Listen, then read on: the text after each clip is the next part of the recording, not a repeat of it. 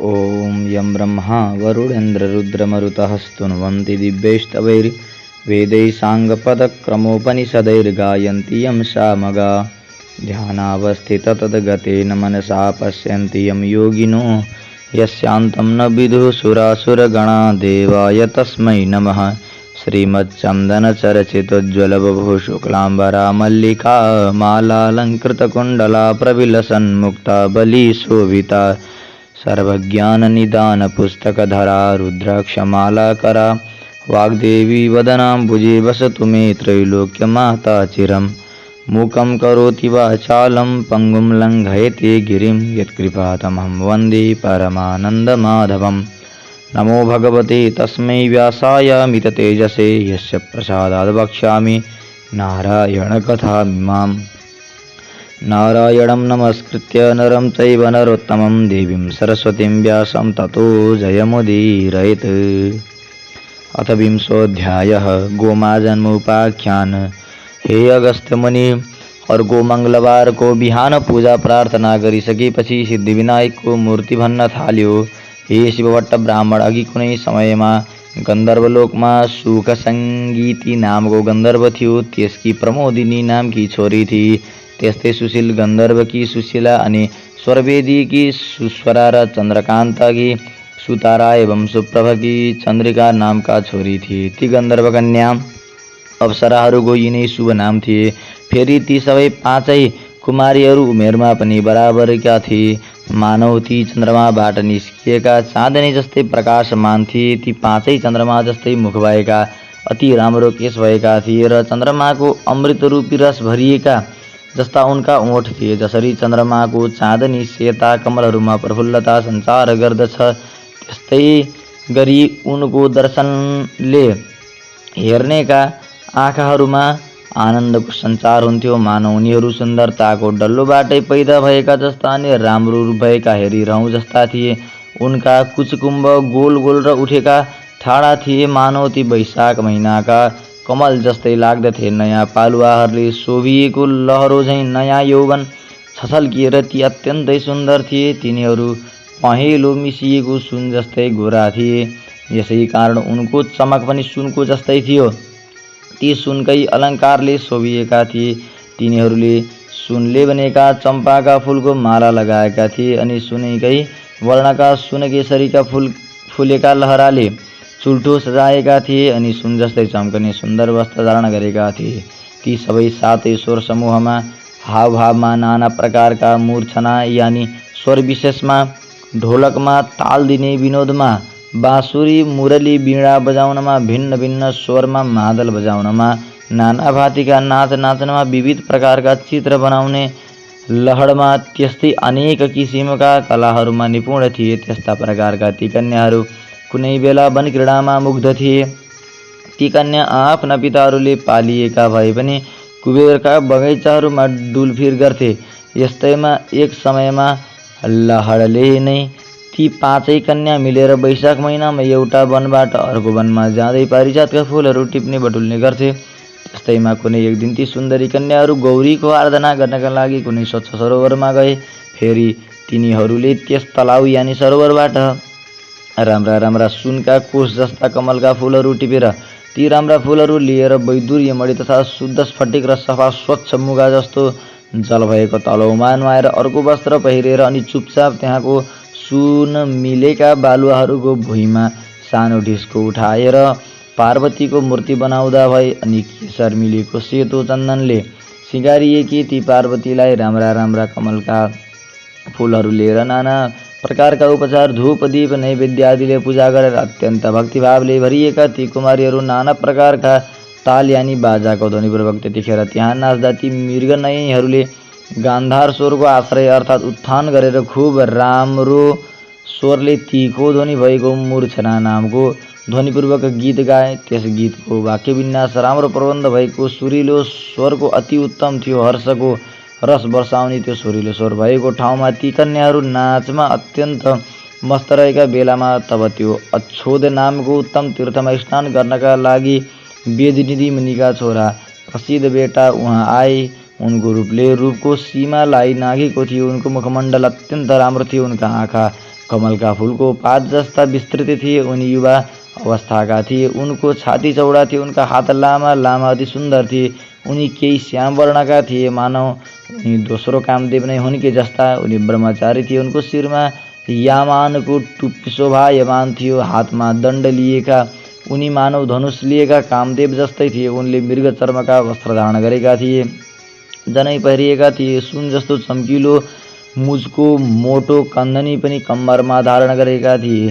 त्यहाँ त्यस तलाउको तटमा ती बालाहरूले ती ब्रह्मचारी बटुकलाई एकाएक देखेर आश्चर्यले चकित भएका छँदा अत्यन्त रमाएर हाम्रो आँखाको अतिथि समान यो को होला भनी ठानेर टोलाउँदै सोच्न थाले। अनि ती बालाहरूले आफू नाचगान छोडेर तिनैलाई एकटकले हेर्दा हेर्दै व्याधाले हरिणीहरूलाई बाणले बेधे झैँ तिनीहरू पनि काममा बाणले बेधिए। उनलाई देखेर लट्ठ भएका ती 5वटा कन्या ती जवान ब्राह्मण कामदेवको हुन् कि भन्ने भ्रममा परेर त हडबडाउँदै हेर हेर यस्तो भन्न थाले। अनि आफ्ना कमल कोष जस्ता बडा बडा आँखाले बारम्बार तिनलाई मनमा नै पूजा गरेर अर्थात् हेरिरहेर त्यसपछि ती कन्याहरूले परस्परमा विचार गर्न लागे, यदि यो पुरुष कामदेव नै भयो भने रतिलाई साथमा नलिई किन घुम्थे? यदि अश्विनी कुमार देउता भएका भए निश्चित नै ती दुवै भाइ साथमै रहन्थे। त्यसकारण कि त यी गन्धर्व हुन् अथवा कुनै किन्नर हुन्, अथवा इच्छानुसारको रूप धारेका कुनै सिद्ध हुन्, अथवा यी कुनै ऋषि पुत्र हुन्, अथवा कुनै उत्तम पुरुष नै हुन्, अथवा यो कोही होस्, पक्कै पनि ब्रह्माजीले हाम्रै लागि सृष्टि गरेका हुन्। जस्ता प्रकारले भाग्यमानीहरूको लागि पूर्वजन्मका कर्मानुसार खजाना प्राप्ति हुन्छ, त्यस्तै प्रकारले हामी कुमारीहरूका लागि कल्याण रूपी जलको तरङ्गले लहरले चित्त पग्लेकी पार्वतीले उत्तम वर पठाइदिएको हो। त्यसकारण यस वरलाई मैले बरेँ, तैँले बरिस् त मैले पनि बरेँ। तिमीहरूले मात्रै बर्ने, मैले पनि बरेँ, म किन छोडौँ? मैले पनि बरेँ, तिमीहरूभन्दा म के कम छु? लौ मैले पनि बरेँ भन्दै यस्ता प्रकारले ती 5वटीले परस्परमा बोलिरहेको बेलामा त्यहाँ तिनीहरूको त्यस्तो कुरो सुनेर ती महर्षि कुमारले आफ्नो मध्याह्नको नित्य क्रिया सकेर अनि ती बटुक प्रसिद्धले पनि तिनको कुरो आफ्नो हृदयमा विचारेर यो विघ्न आइलाग्यो भन्ने ठाने। किनकि ब्रह्मा विष्णु महादेव आदि देवताहरू पहिलेका जो सिद्धमुनिहरू अनि ती योगबल भएका योगीहरू पनि अबला युवतीहरूको त्यो अद्भुत लीलाद्वारा मोहित गरिसकेका छन्। धनुषधारी कामदेवले आँखी भुइँ रूप बलियो धनुबाट छाडेका युवतीहरूको नेत्ररूपी तीखा बाणले हानिएका एकछिन कसको मनरूपी मृग ढल्दैन र नीतिपूर्वकको धैर्य तबसम्म मात्रै रहन सक्छ, तबसम्म मात्रै जनताको भय भइरहन्छ, तबसम्म मात्रै चित्त अत्यन्त दृढ रहन्छ, तबसम्म मात्रै कुलको ख्याल रहन्छ, तबसम्म नै तपको तुजुक रहन्छ, तबसम्म मात्रै मनुष्यले यमनियम आदिको पालन गर्न सक्छ। जबसम्म अत्यन्त नशिला ती वनिता युवतीहरूको कर्के हेराइ रूपी बाणले मनुष्य मोहमा पर्दैन, अर्थात् बेहोसिँदैन। युवतीहरूको मिठा मनोहर नखराले विषयमा हिरिक्क हुने जनहरूको मनलाई मोहित गराउँछन्, एकदम उन्मत्त बनाउँछन्। तसर्थ यी अहिले मलाई पनि मोहमा पार्दैछन् र पक्कै पनि उन्मत्त बनाउँदैछन्। तसर्थ अब कुन उपायले मेरो यो आश्रम धर्मको रक्षा हुन सक्छ? मासु रगत मलमूत्रले बनेको अति अपवित्र घिनलाग्दो स्त्रीहरूको शरीरमा सुन्दरताको कल्पना गरेर एकदम मूर्ख मूढ चित्त भएका कामुकहरूले झैँ संयमी धीर वीरवान जनले तिनमा लट्ठिएर रमण गर्नु हुँदैन। किनकि निर्मल बुद्धि भएका विद्वानहरूले स्त्रीहरूको संसर्ग नै आश्रम धर्ममा रहनेहरूका लागि भयङ्कर हुन्छ है भनेर बताएका छन्। त्यसकारण जबसम्म यी मेरा समीपमा आइपुग्दैनन् तबसम्म म घर गइहाल्छु भन्ने विचार आफ्नो मनमा खेलाउँदै थिए कि उतिखेरै ती कन्याहरू ती प्रसिद्ध ब्रह्मचारीको नजिकै गएर आफ्ना दायाँ बायाँ हातको बन्धनले अँगालो हालेर विनयपूर्वक बिन्ती गरे, हे सुन्दर, हामीहरूद्वारा निश्चय नै तपाईँ बरिनुभयो, यसकारण यस विषयमा तपाईँको विपरीत विचार नहोस्। ती कन्याहरूले यस्ता प्रकारले विनय गरिएका तथा तिनका बाहु पासमा बाँधिएका ती प्रसिद्ध ब्राह्मणले मुस्कुराउँदै भने, तिमीहरू शुभ अनुकूल र प्रिय वचन भनिरहेका छौ, किन्तु गुरुकुलमा ब्रह्मचर्य आश्रममा रहेको अनि वेदको अभ्यासमा तल्लीन भएको मेरो नियम अझै समाप्त भएको छैन। जुन आश्रममा जो धर्म छ त्यसलाई पण्डितहरूले रक्षा गर्नुपर्दछ। यसकारण हे कन्या हो, अहिले यो विवाह गर्नु मेरो धर्म होइन भन्ने म ठान्दछु। ती ब्रह्मचारी बटुक प्रसिद्धको यस्तो कुरा सुनिएपछि तब ती कन्याहरूले वैशाखमा साफ गलाले मिठो ध्वनि बोल्ने कोइलीहरूले बोले झैँ तिनलाई मिठो बोलीले भने धर्मले धन, धनले गृहस्थश्रम र गृहस्थश्रमले धर्मका फलको उदय हुन्छ भन्ने शास्त्रहरूको यही नै निश्चय छ भने विद्वानहरूले ठोकुवा गरेका छन्। धर्मको अधिकताको उही गृहस्थाश्रममा जम्मा हुने काम तपाईँका सम्मुख उपस्थित भएको छ। यसकारण विविध प्रकारका भोगहरूले उसको उपभोग गर्नुपर्छ। तब यो भूमि नै स्वर्गभूमि जस्तै हुन्छ। तिनीहरूको यस्तो वचन सुनेर ती प्रसिद्ध ब्रह्मचारीले गम्भीर बाणीले भने, तिमीहरूको कुरो साँचो हो, किन्तु म गुरुकुलको आफ्नो नियम समाप्त गरेर गुरुको आज्ञा पाएर मात्रै अनि सबै विवाह आदि कर्म गर्नेछु। यसै बिचमै आफै बाठो भएर विवाह म गर्दिनँ।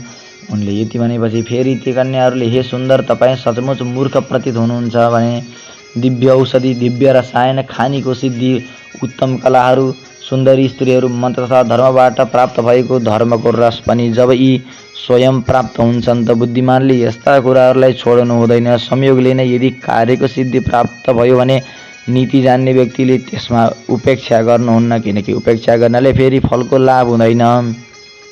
त्यसकारण दीर्घसूत्री बनेर आलस्य वा टालमटोल गर्नु राम्रो ठानिन्न। गाढा प्रेम गर्नेवाला, निर्मम कुलमा जन्म लिएका, स्नेहले चित्त पग्लिएका, बोलीचाली र चालचलन राम्रो भएका, स्वयंवर वर्ण गर्न तम्सिएका अनि हाम्रा अनि रूपले धप्प बलेका कुमारी कन्याहरूलाई त यस ब्रह्माण्डमा भाग्यशाली पुरुषहरू मात्रै प्राप्त गर्दछन्, अरूले पाउन सक्दैनन्। विचार्नुहोस् त, कहाँ हामी अति सुन्दरीहरू, कहाँ तपाईँ तपसी बटुक, अर्थात् तपाईँमा र हामीमा परस्पर ठुलो फरक छ। साँच्चै हो, यस्तो नहुने कुरालाई पनि हुने गराउनमा विधाता अनि पण्डित यानि जान्ने छ भने कुरो हामी मान्दछौँ। त्यसकारण जसरी हुन्छ यतिखेर तपाईँ हामीलाई गन्धर्व विवाहद्वारा स्वीकार गर्नुहोस्।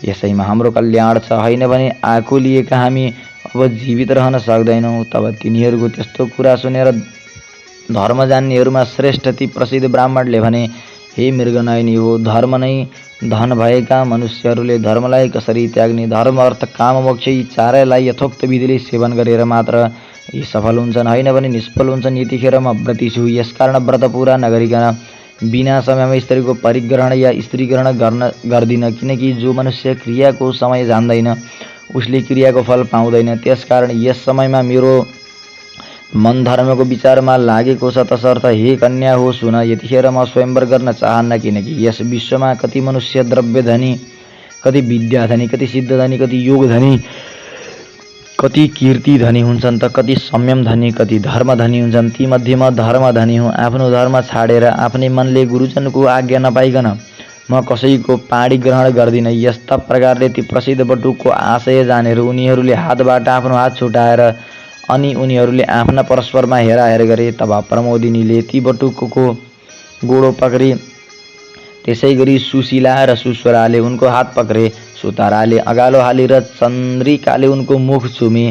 तथापि त्यस स्थितिमा पनि ती ब्रह्मचारी जस्ताका तस्तै काम विकारले रहित भई निर्विकार नै रहेर प्रलयकालको अग्नितुल्य अत्यन्त क्रोधले चुर भएका ती ब्रह्मचारीले अटेरी ती कन्याहरूलाई त्यस्तो श्राप दिँदा भए, जसरी पिशाचिनी जस्तै भएर तिमीहरू ममा टाँसियौ, त्यसरी नै तिमीहरू पिशाचिनी भई। यस्ता प्रकारले प्रसिद्ध ब्रह्मचारीले सरापिएका ती कन्याहरू तुरुन्तै उनलाई त्यागेर ती ब्रह्मचारीका सामु खडा भएर भने, हे पापी, हामी निरपराधिनी जनमा तिमीले यो के गर्यौ? प्रिय कार्यको बदला अप्रिय कार्य गर्यौ। तिम्रो यो धर्म ज्ञानलाई धिक्कार छ। जो मनुष्य आफ्ना अनुरागी भक्तहरूमा, मित्रजनहरूमा दोह गर्दछन्, त्यस्ता पुरुषहरूको दुवै लोकमा सुखनाश हुन्छ भन्ने कुरा हामीले सुनेका छौँ। त्यसकारण तिमी पनि हामीहरूको श्रापले तुरुन्तै पिसाच हौ। यति भनेर चुप लागेका ती बाला कन्याहरूले खुइय खुइय गर्न लागे तथा भोक प्यासले आकुल व्याकुल भए। हे शिवभट्ट ब्राह्मण, तब परस्परमा श्रापाश्राप गरेर त्यसै तलाउका तीरमा ती कन्याहरू र त्यो प्रसिद्ध ब्रह्मचारी पनि सबै छवैजना पिसाच भएर रहँदा भए। तब उस पिसाचका साथै ती पिसाचिनीहरू पनि पहिले गरेका पाप कर्मको त्यो भयङ्कर फललाई रुँदै कराउँदै बिताउन लागे। हे शिवभट्ट, पूर्व जन्ममा अर्जित गरिएको शुभ वा अशुभ कर्मको फल समय आएपछि भोग्नै पर्छ। त्यसलाई देवताहरूले पनि आफ्नो छायालाई झैँ निवारण गर्न यानि हटाउन सक्दैनन्। त्यसपछि ती कन्याहरूका र उस ब्रह्मचारीका आमाबुबा रुँदै तडपिँदै हिँड्थे। प्रारब्धको भोग अमिट हुने हुनाले ती बालाहरूलाई र उस ब्रह्मचारीलाई पनि चैन थिएन।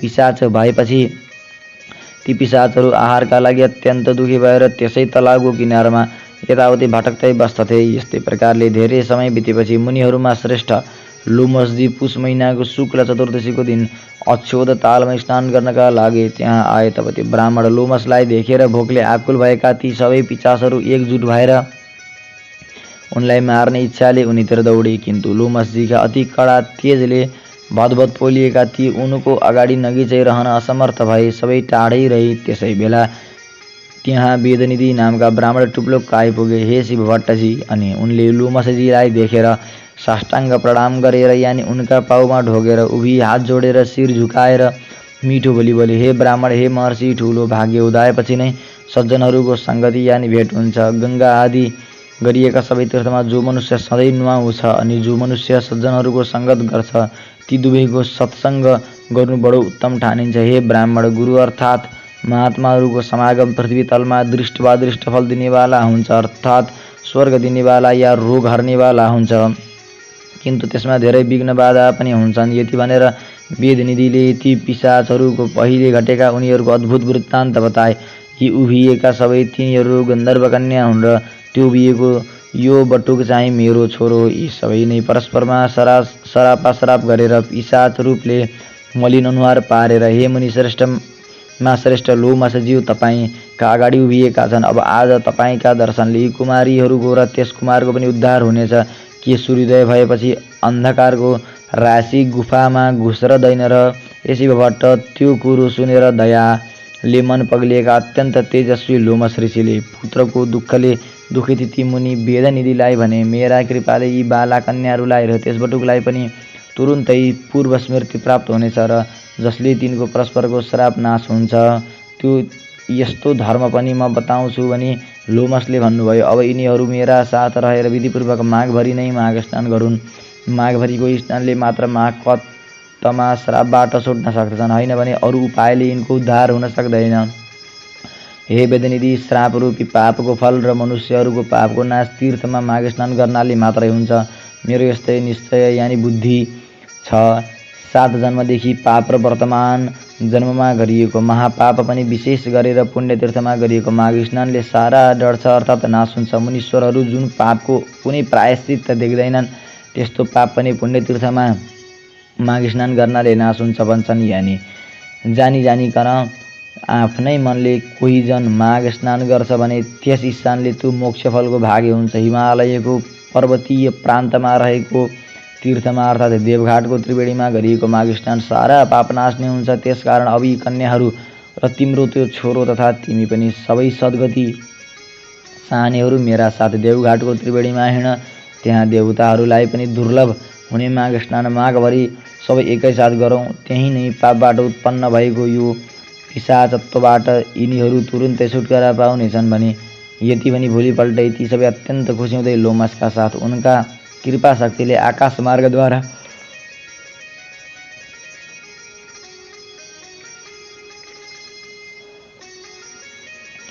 देवघाटका लागि अक्षोदबाट प्रस्थान गरेर उसै दिन केही बाँकी छँदै उहाँ पुगे। तीर्थयात्रीहरूलाई बनाइराखेको छाप्रोमा डेरा जमाए। लौ, अब पिशाचत्वबाट मुक्ति चाहन यी कन्या र तिम्रो यो छोरो पनि, अनि तिमी पनि सबै मेरो भनाइअनुसार यस त्रिवेणीमा मेरा साथै सधैँ मकर राशिमा सूर्य र हुन्जेल नुहाओ। यसरी त्रिवेणीका जलका प्रभावले पहिलेका सारा पाप नष्ट हुन्छन् भने तिमीहरूलाई माघभरि त्रिवेणीमा नुहाउन लाए त माघको अन्तमा ती सबै पिशाचत्वबाट छुटेर पहिलेकै स्वरूपमा अर्थात् पहिले जस्ता थिए उस्तै रूपमा उस्तै भेषमा प्राप्त भए।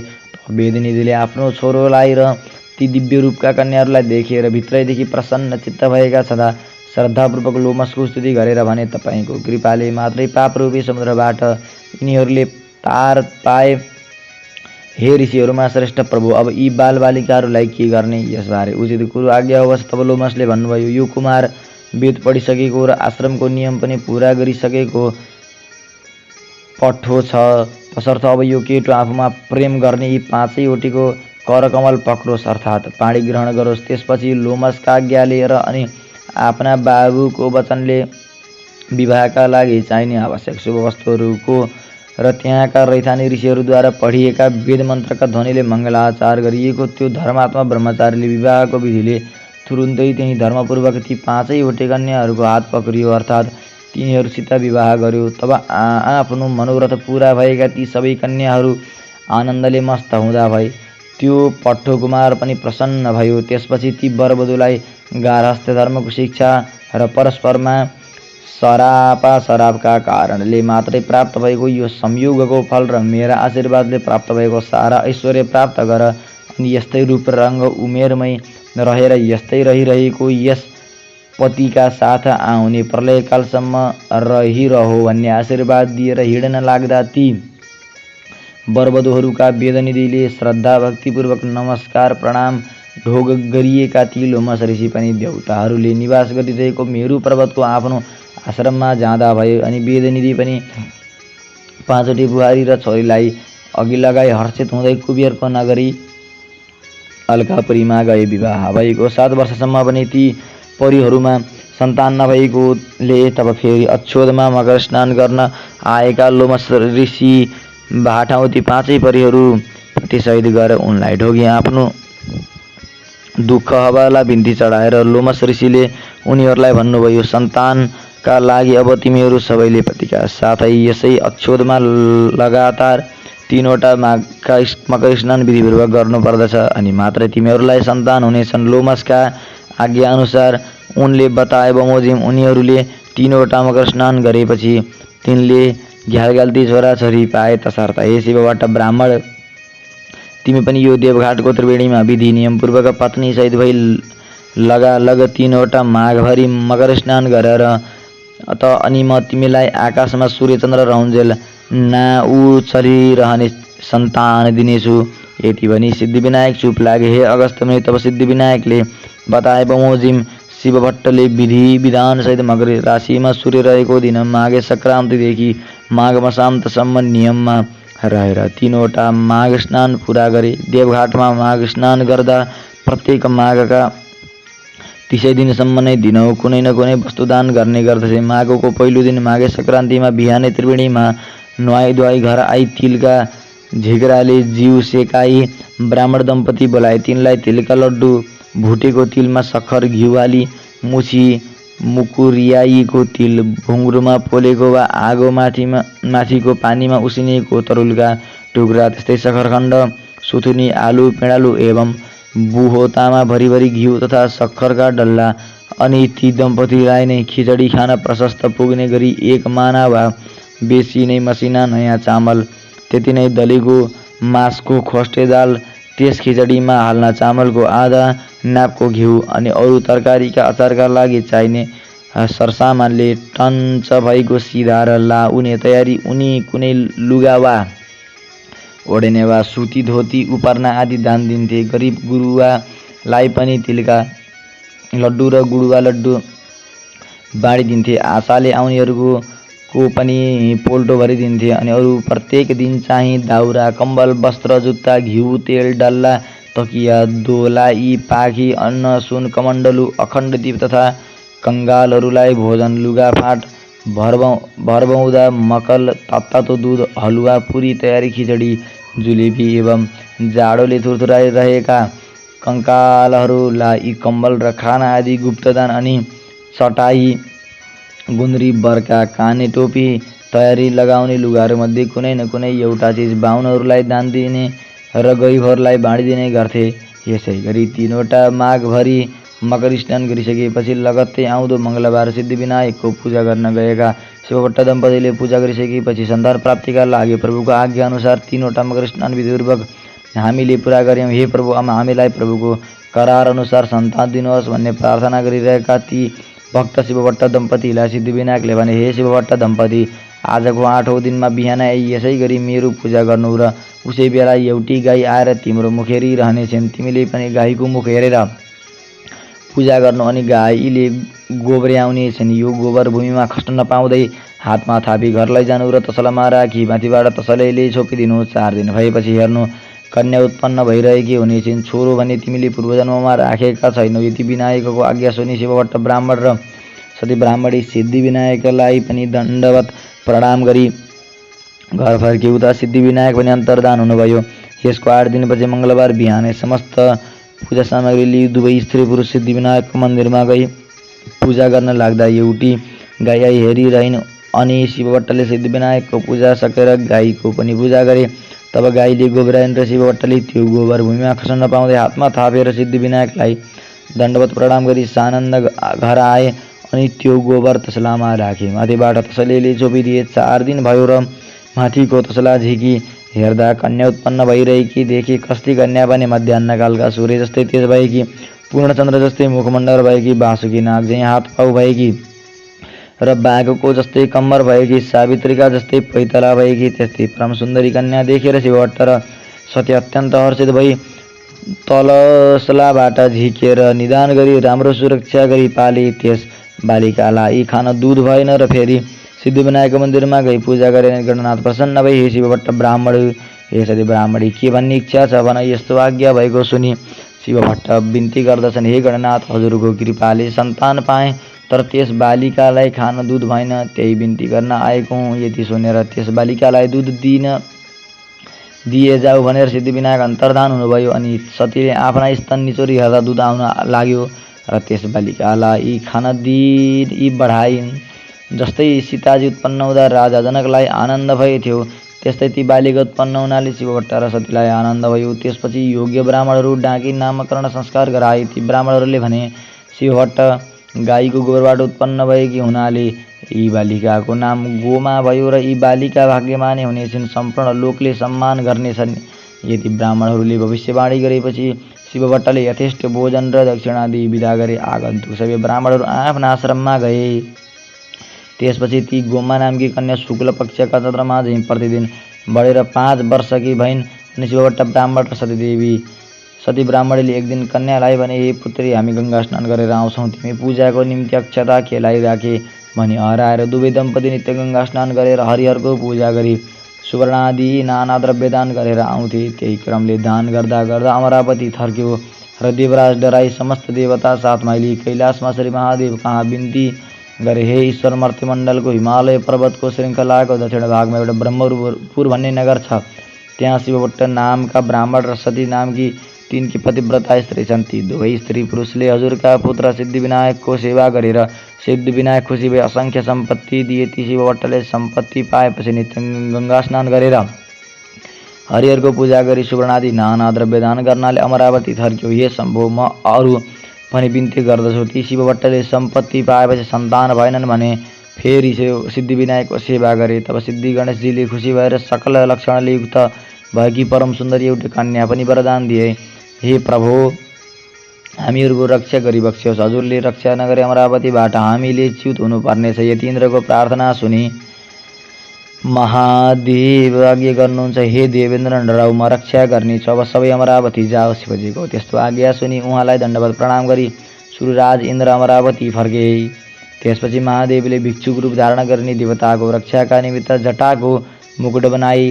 बायाँ हातमा त्रिशूल, दाहिना हातमा डमरुली भस्म लेपन गरे। शिवभट्ट ब्राह्मणको घर पुगे, भिक्षा माग्नुभयो। गोमा आफ्ना पिताको पूजाका लागि अक्षता केलाइरहेकी थिइन्।